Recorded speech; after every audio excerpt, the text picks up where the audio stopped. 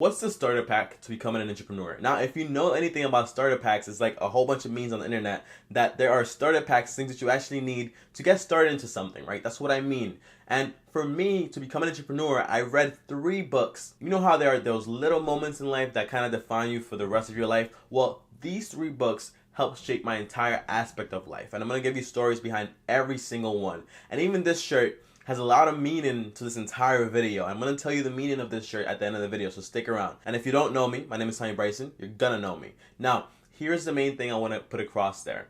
There's no perfect book without any action. And the reason I like reading so much, and before I even started reading, before I even started listening to audiobooks, I didn't at all. I hated reading. Why did I hate it? Because I didn't see any type of value out of it. And I was used to someone telling me what to learn and when to learn it and just doing the work. And that's why I think partially that I got so many A's in school, because it's pretty easy for me. And if you don't know anything about me and you feel as if, wow, why am I going to listen to this guy telling me what are the top 3 books to become an entrepreneur? I don't even know if he's an entrepreneur. Well, let me tell you this, right? I have a bachelor's degree in accounting, right? I have 3 businesses that I run independently but work together to make the entire process much easier. I have over 20 sources of passive income, so I'm doing fine. So this is something you want to take into high regards. Now, the first book that I'm going to recommend to you guys is The Millionaire Mind by T. Harv. It's one of the best books I ever read, and the reason is because it was the only book that I actually read that I actually wanted to read for my entire own reasons, which was to benefit. And I was actually very happy to read it. Now, when I read this book, I was in college and I was a college student. I was working a college job. I was working work study, and I was also working at Gap. And I didn't like it whatsoever, but I was taking all the money that I was making and I was just spending it on Jordans and shoes, on clothes, just trying to look fancy. Now, I took this class once. It was an Excel class, one of the best classes I ever took in my life, because honestly, like, if I could like go to college and like not take any other classes, I would always take Excel. And it's not just because Excel is Excel, but because of the professor and what he actually injected into my brain.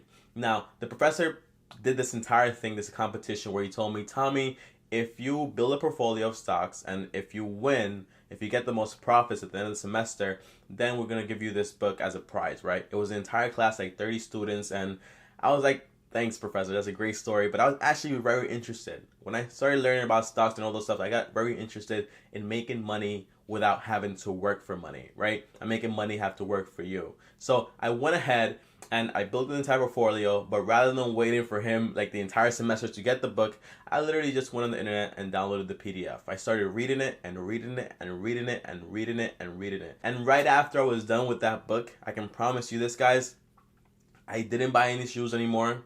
I changed my focus completely. Like, my entire life became completely different. And it was one of the most impactful things that I've ever done in my life. And I can honestly say, if it wasn't for that book, I wouldn't be in the place that I am right now. So if I ever come to a place if I ever become anyone, which I will because I have a lot of faith in myself, like, I would want to thank T. Harv for making that book and actually changing my life. And even though I got the book in the wrong way or whatever, like, the way this man changed my life is incredible. And I've learned so much, and all the business ideas that I have, every single thing. You know how they say there's one drug that gets you like in the door to like the addiction and everything that's bad. Well, that was my one book that got me into everything that I love now and everything that I do now. So if it's the first book you read, it's the first thing you want to do, I would recommend reading that book. Now, the second book that I would actually recommend to you guys is not the second book that I read, because once I read The Millionaire Mind, it entered like an entire gateway for me to read a bunch of other books. But the second book I recommend that is a must for me, that is probably a must for you, and it would probably help you get to the place you want to get, is The Richest Man in Babylon. Now, this book served me so well when I read it. Now, once I got the information from T. Harv, like how to budget and all these things, like, it was great, but it wasn't enough information. And it wasn't enough, like, definition to why I was doing the things that I was doing. And I changed my entire mindset and everything like that, but it wasn't enough yet. I needed to take another step. And I didn't know what that step was until I read that book. So that book, listen, that book is based on 2,000 years ago when a man was in debt and he tried to get out of it, and he became one of the richest men in his like town and his country. You know, it's the richest man in Babylon. And if you know anything about history, you know that Babylon was one of the richest places like in the world back then, right? And it talks about the richest man in Babylon and what he did to actually get there.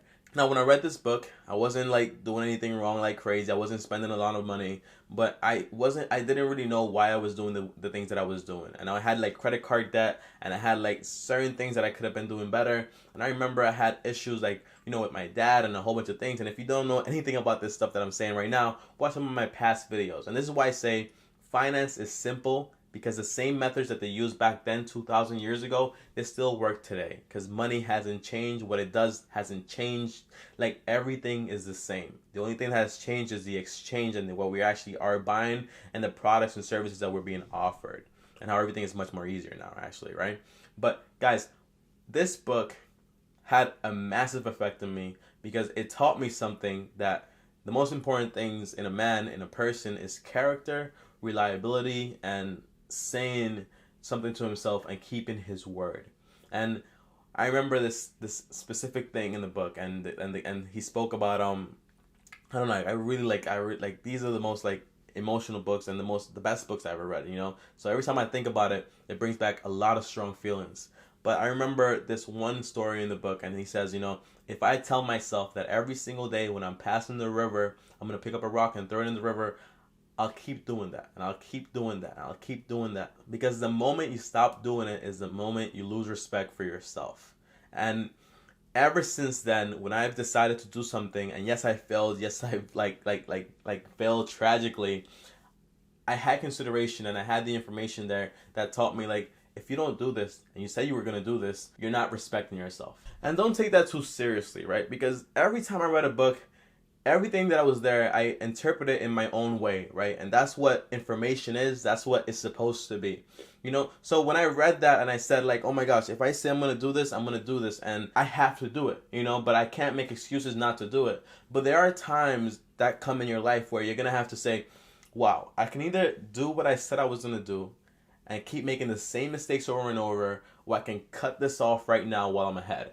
And this is like, for example, if you're in a bad relationship, and you see it's getting worse and worse, but you promised that person that you were going to be there, like, bro, get the fuck out of there. Like, just get out quick as you can. If it's not good, cut it out while you're ahead. But if it is a business idea that you've created and you've mastered and you planned, and the reason you're not doing it is because you said, wow, this is too hard. Wow, I can't do this no more. Like, it's not a good idea. It's just an excuse. And that's the main difference between that. Now, the third and final book that I've read that had the most impact in my life, and it's probably going to have the most impact in your life, is How to Win Friends and Influence People. And like I said before, right, everything is like a gateway. This is like the basics to everything. But as you keep progressing and becoming a much stronger and developed entrepreneur, you're going to need to advance beyond these books. And that's what I've done. I read this book. I read these books like almost like every year, just like refresh my memory, and every time I read it, I get something a little bit different. But the third and final book was by Dale Carnegie, and it was How to Win Friends and Influence People. Now, I had this issue, right? And I'm pretty sure a lot of people do. You might have the same issue. I don't know. But I had this entire issue, which was I had a lot of friends, and that was great, but I couldn't influence them.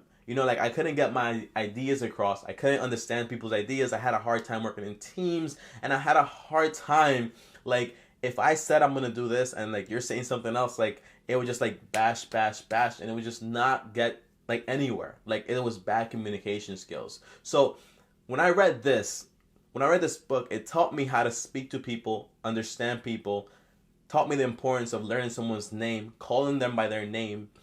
Like, when you listen to someone, you're not just listening to respond and get what you want out of them, but it's not trying to even coerce them or anything like that. But it taught me how, if you want to influence someone, you have to help them in a way, you have to give them importance, and it's all about being authentic with it. You know what I mean? And beyond these books, guys, and that's really what all these books are about. It's the main basics. The Millionaire Mind taught me how to think like a millionaire, how to believe that I can become rich, how to believe that everything is possible, and why I'm doing what I'm doing, and why I'm going to stay in the same place if I keep doing that. The Richest Man in Babylon taught me how to become the richest man in Babylon in either a slow way or a fast way, who to trust, what are the rules of money. And by the way, I forgot to mention this, but remember back in these days, right? You got to remember 2,000 years ago, slavery was going on still, right? So what I'm about to say is very, like, harsh, and might be, like, insensitive or whatever, but it was a different world, so it's a different place, right? But back then, you know, people had slaves and stuff like that, so they made the comparison with but it was very I want to talk about so many things, but I can't. I'll save it for another video, so make sure you subscribe. But I remember back then, you know, I remember he said in one of his parables, in one of his stories, he said, you know, so money can only really be two things: your slave master, or you its master, right? And when I heard that, it instantly grabbed my attention, right? And it said, you know, if you make money your slave, it means that you make money work for you. It means that you make money produce more money. So in their sense, it would be like, you know, make that slave, like, have like more slave kids, then those slave kids have more slave kids, then those slave kids have more slave kids, and then it just keeps reproducing, and then before you know it, you have an entire like city worth of slaves, right? And it taught me that, you know, money, and like to switch it back to our language, is basically saying, you know, money makes more money, and that money makes more money, and you're not supposed to spend the money that your money is making at first. You're supposed to wait until you have a vast amount of money, to the point which, like, whatever money you do take out, which should be like frugally, doesn't hurt your money at all. And that's what I really mean by that. And guys, my name is TommyBryson. If you don't know me, you're gonna know me. And if you enjoyed anything about this video, if you learned anything about this video, let me know down in the comments down below. Let me know what's your favorite book. Let me know the moment where, because even for you to be watching this video, you had to be taking some leap. You know, you have to be intuitive in some type of way. And I didn't watch any financial videos before I read these books, so obviously you probably read some books. So let me know, what are your favorite books? What got you into entrepreneurship? And what's your goal? What's your goal in life? So let me know, guys. I'll see you guys next time, and peace. You've got to start at the bottom if you're ever gonna reach the top. You've gotta watch all the seeds you sow. Don't